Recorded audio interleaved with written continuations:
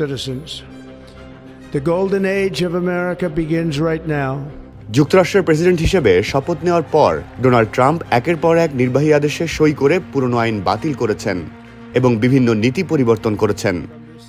এসব পদক্ষেপের মাধ্যমে তিনি বাইডেন প্রশাসনের গতিপথকে চ্যালেঞ্জ করে যুক্তরাষ্ট্রকে তার নির্বাচনী প্রতিশ্রুতি অনুযায়ী পরিচালনার চেষ্টা করছেন। এই পরিবর্তনগুলো বিশ্ব অর্থনীতিতে প্রভাব ফেলতে শুরু করেছে। শুধু তাই নয়, তার বিতর্কিত মন্তব্যের সমালোচনা হচ্ছে বিশ্বজুড়ে।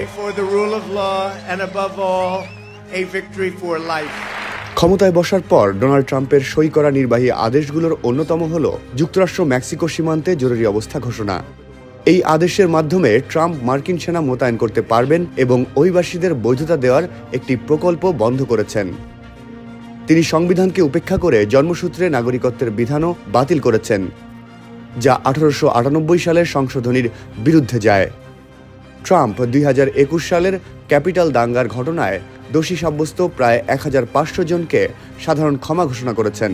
এছাড়া তিনি বাইডেন প্রশাসনের বিভিন্ন নীতি বাতিল করে নতুন পদক্ষেপ গ্রহণ করেছেন, যার মধ্যে মাদক চক্রগুলোকে বিদেশি সন্ত্রাসী সংগঠন হিসেবে তালিকাভুক্ত করা এবং সরকারি চাকরিচ্যুতির প্রক্রিয়া সহজ করা অন্তর্ভুক্ত।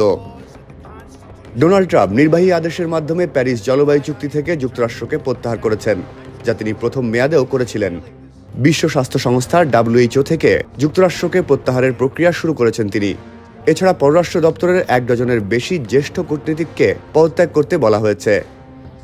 এছাড়া ট্রাম্প ঘোষণা দিয়েছেন বাইডেন প্রশাসনের নিয়োগ দেওয়া সহস্রাধিক ব্যক্তিকে চাকরি থেকে সরিয়ে দেবেন।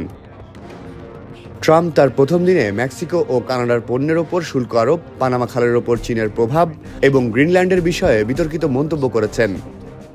এছাড়া ইউক্রেন যুদ্ধ থামাতে উদ্যোগ, গাজা যুদ্ধবিরতি নিয়ে হতাশা এবং বিদেশি সহায়তা স্থগিত করার সিদ্ধান্ত নিয়েছেন, যা ব্যাপক বৈশ্বিক প্রভাব ফেলতে পারে। Every single day of the Trump administration, I will very simply put America first.